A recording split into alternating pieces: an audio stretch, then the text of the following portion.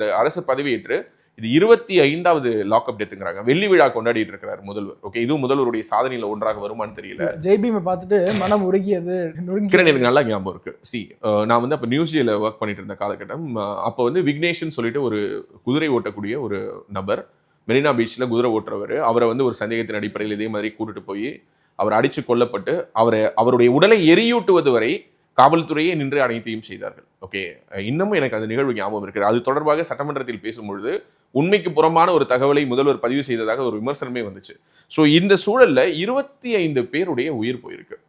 அதுல எதெல்லாம் originally lockup death, எதெல்லாம் வந்து வெளியிலிருந்து எதிர்கட்சிகள் வந்து மோட்டிவோட லாக்அப் டெத்னு ப்ரொஜெக்ட் பண்றாங்க. சில பேருக்கு வந்து லாக்அப்ல இயற்கையாவே கூட மரணம் நிகழும், யாருமே அடிக்காம இது பண்ணாம கூட நிகழ்ந்திருக்கலாம். ஆனால் அதெல்லாம் 1-2 இருக்கலாம். ஆனால் அது எல்லாத்தையும் தாண்டி நான் ஒரே ஒரு கேள்வியை தான் முன்வைக்கணும்னு நினைக்கிறேன். இந்த வீடியோவின் வழியாக பொதுமக்களிடம் நான் இந்த கேள்வி முன்வைக்கிறோம்னு நினைக்கிறேன். ஏன் போலீஸுடைய இந்த லாக்அப் டெத்துங்கிறது எளிய மக்களுக்கு நிகழுது?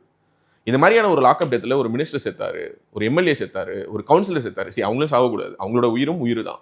ஆனால் இவர்களுடைய பார்வையில், இந்த அதிகாரத்தில் இருப்பவர்களுடைய பார்வையில் அவங்களோடது மட்டும் உயிர், மற்றவங்களோடதுலாம் என்ன?